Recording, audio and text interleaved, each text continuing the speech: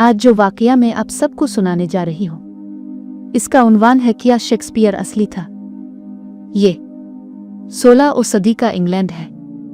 धुंध से ढकी सड़कें, मिट्टी से अटे बाजार और दरियाई टीम्स के किनारे एक छोटा सा थिएटर, ग्लोब थिएटर। यहां लोग जमा होते हैं, कहानियां सुनने, हंसने, रोने और लफ्जों के जादू में खो जाने के लिए। इसी स्टेज पर एक नाम उभर रहा है, एक ऐसा नाम जो आने वाले 400 सालों तक अदब की दुनिया पर हुकूमत करेगा। William Shakespeare. Romeo and Juliet, Hamlet, Macbeth, ऐसी कहानियां जैसे किसी ने इंसानी दिल को खोल कर देख लिया हो, फिर उसके सारे राज लफ्जों में बंद कर दिए हो। लेकिन सवाल यह है, क्या वाकई ये सब ड्रामे और शायरी शेक्सपियर ने लिखी थी? पहला राज, जिंदगी के खला। 1564 स्टटफोर्ड अपॉन एवन का एक छोटा सा कस्बा।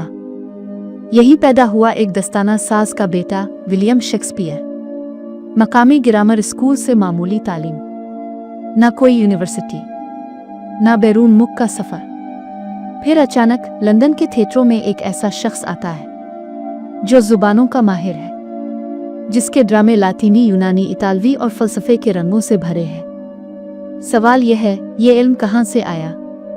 दूसरा राज, गुमशुदा साल 1585 से 1592 तक। शेक्सपियर कहाँ था?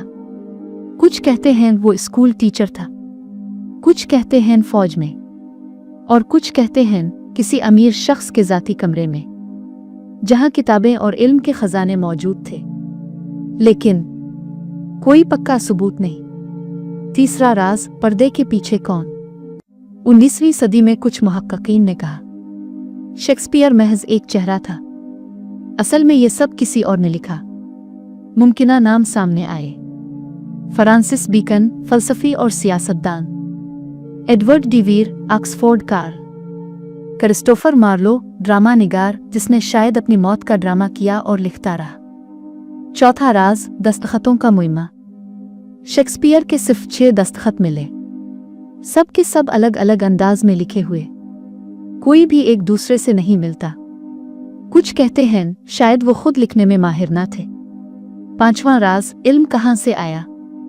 ड्रामों में अदालतों की पेचीदगियां, जंगी हिकमत अमली, बादशाहों के दरबार के आदाब और बैरूनी ममालिक की हैरान कुन तफसीलात मौजूद हैं।